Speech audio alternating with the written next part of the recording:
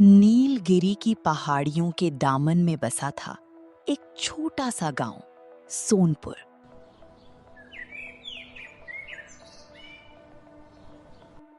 और उसके ठीक बगल में एक ऐसा जंगल जिसे लोग नाम से नहीं, डर से पहचानते थे, काला वन।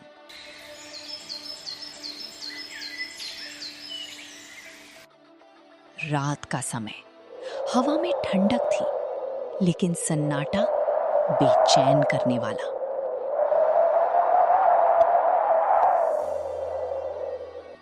झिंगुरों की आवाजें,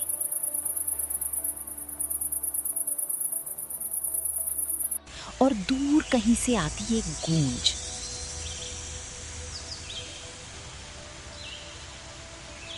जो किसी जानवर की भी हो सकती थी, या शायद कुछ और।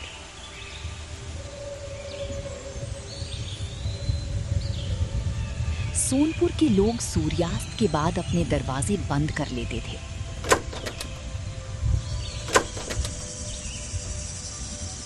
क्योंकि उनका मानना था काला वन रात में जागता है।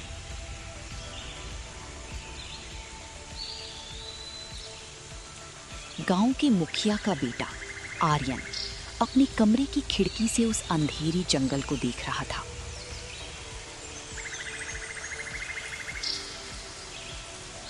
उसे डर नहीं, बल्कि एक अजीब सी कशिश महसूस हो रही थी।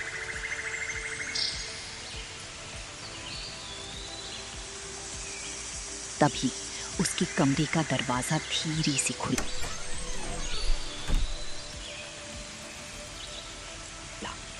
उसकी छोटी बहन मीरा कांपती हुई अंदर आई। भाई, क्या आप अभी भी उस तरफ देख रहे हैं? माँ कहती हैं कि जंगल की हवा भी रात में जहरीली हो जाती है।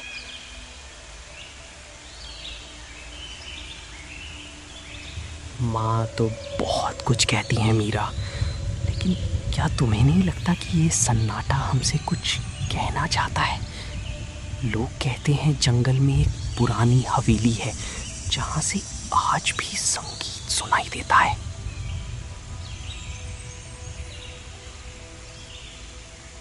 वो संगीत नहीं, रोना है भाई।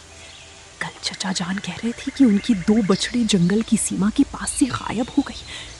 वहां कोई शिकारी नहीं, कोई साया रहता है।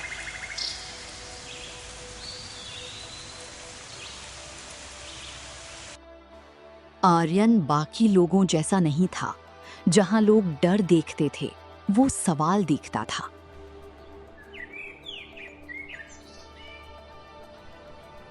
अगली सुबह आर्यन ने तय किया कि वो इस रहस्य की तह तक जाएगा। उसने अपनी कुल्हाड़ी उठाई और जंगल की ओर चल पड़ा।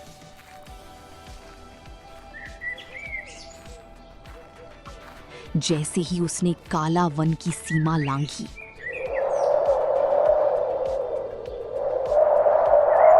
तापमान अचानक गिर गया। धूप पेड़ों की घनी पत्तियों को पार नहीं कर पा रही थी। जंगल के अंदर की दुनिया बिल्कुल अलग थी। वहां की मिट्टी काली थी और हवा में सोंधी महक के साथ साथ कुछ सड़ने की गंध भी थी। अचानक झाड़ियों में हलचल हुई।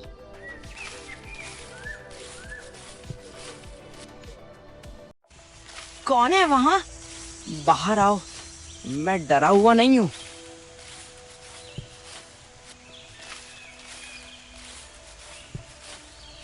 झाड़ियों के पीछे से एक बूढ़ा आदमी निकला।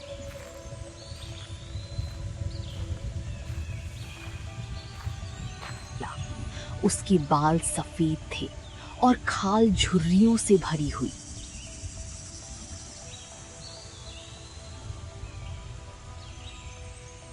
लेकिन उसकी आंखें किसी चीते की तरह चमक रही थीं।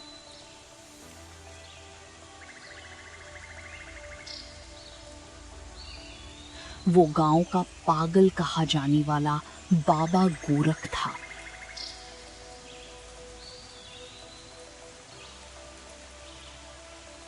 साहस और मूर्खता में एक बहुत बारीक लकीर होती है बेटे।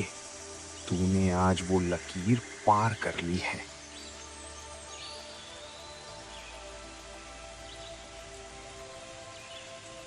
बाबा, आप यहाँ क्या कर रहे हैं? लोग कहते हैं आप शहर चले गए।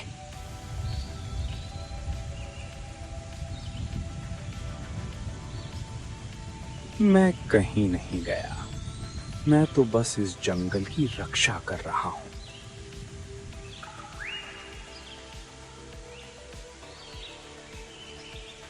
तू जिस संगीत की तलाश में आया है वो तुझे वहां ले जाएगा जहां से कोई वापस नहीं आता।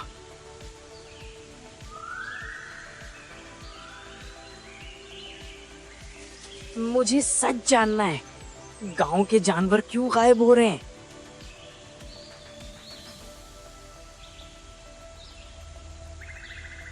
और रात को वो रोशनी कैसी दिखती है?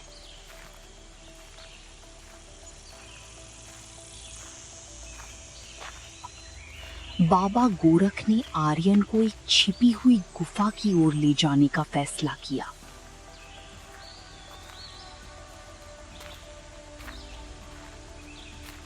जैसे जैसे वे आगे बढ़े, जंगल और घना होता गया।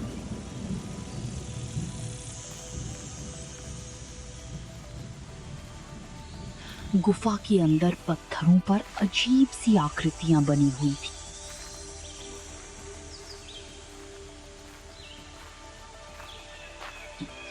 गुफा के बीचों बीच एक छोटा सा झरना था जिसका पानी नीले रंग का चमक रहा था।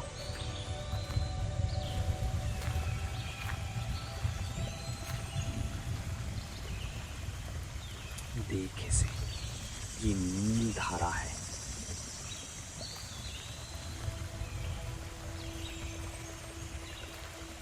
सदियों पहले यहाँ के पूर्वजों ने प्रकृति के साथ एक समझौता किया था।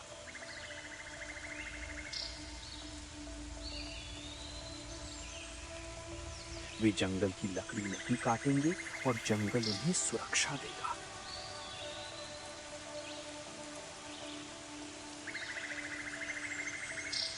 लेकिन तेरे पिता और मुखिया ने पैसों के लालच में लकड़ी के ठेकेदारों को यहाँ आने की अनुमति दी।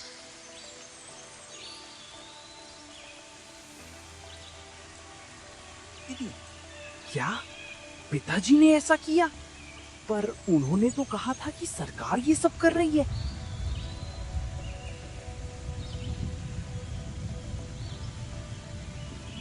झूठ। जंगल अब अपना हिस्सा मांग रहा है। जो जानवर गायब हो रहे हैं वे तो बस शुरुआत है। अगर पेड़ कटने बंद नहीं हुए तो ये पूरा गांव इस जंगल में दफन हो जाएगा।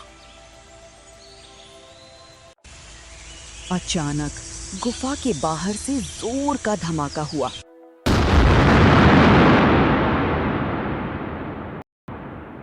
ठेकेदारों ने डायनामाइट से पहाड़ का एक हिस्सा उड़ा दिया था।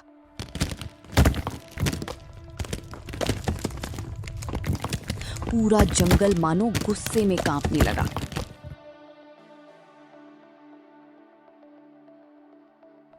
आर्यन दौड़ता हुआ गांव की ओर भागा।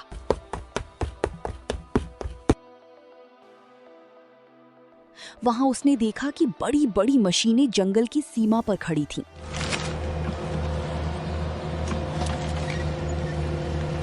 और उसके पिता मुखिया जी ठेकेदारों से हाथ मिला रहे थे।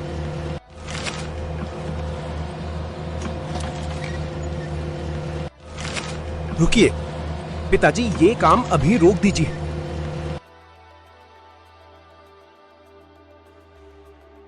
आर्यन, तुम इस वक्त यहां क्या कर रहे हो?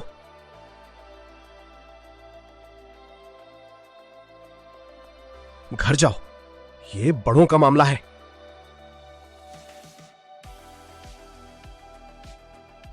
नहीं, ये पूरे गांव की जान का मामला है।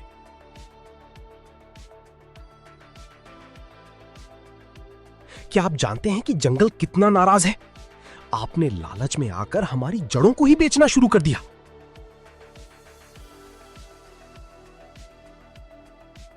मुखिया जी, आपका लड़का तो भावुक हो रहा है। पैसे देखिए, भावनाएं नहीं।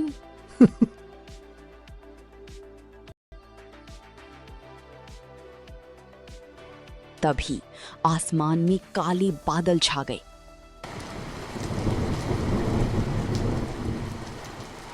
और जंगल से एक ऐसी दहाड़ सुनाई दी जो किसी भी ज्ञात जानवर की नहीं थी।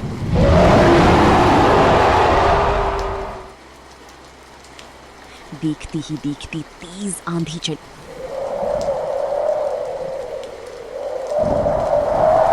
और पेड़ों की टहनियां खुद ब खुद मशीनों पर गिरने लगी।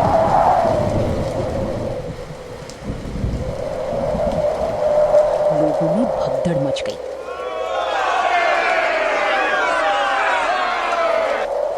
ठेकेदार अपनी गाड़ियां छोड़कर भाग निकले। मुखिया जी जमीन पर गिर पड़े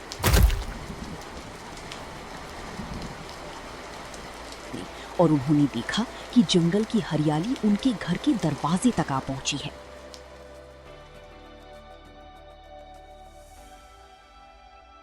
अभी भी वक्त है पिताजी, हमें माफी मांगनी होगी।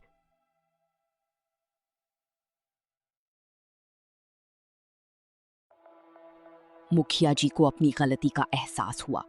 उन्होंने गांव वालों के साथ मिलकर कसम खाई कि वे अब एक भी पेड़ नहीं काटेंगे, बल्कि हजारों नए पेड़ लगाएंगे।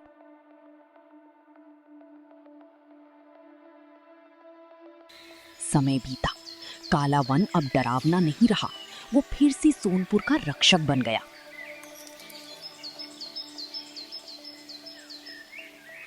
आर्यन अक्सर बाबा गोरख के साथ जंगल की पगडंडियों पर घूमता और लोगों को बताता कि प्रकृति से लेना तो आसान है, लेकिन उसे देना ही असली जीवन है।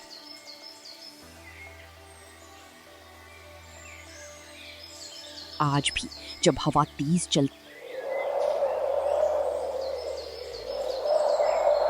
है तो सोनपुर के लोगों को वो पुराना संगीत सुनाई देता है, पर अब वो डरावना नहीं बल्कि एक लोरी की तरह सुकून देने वाला होता है। प्रकृति का सम्मान ही मानव जीवन का आधार है। लालच अंततः विनाश की ओर ले जाता है।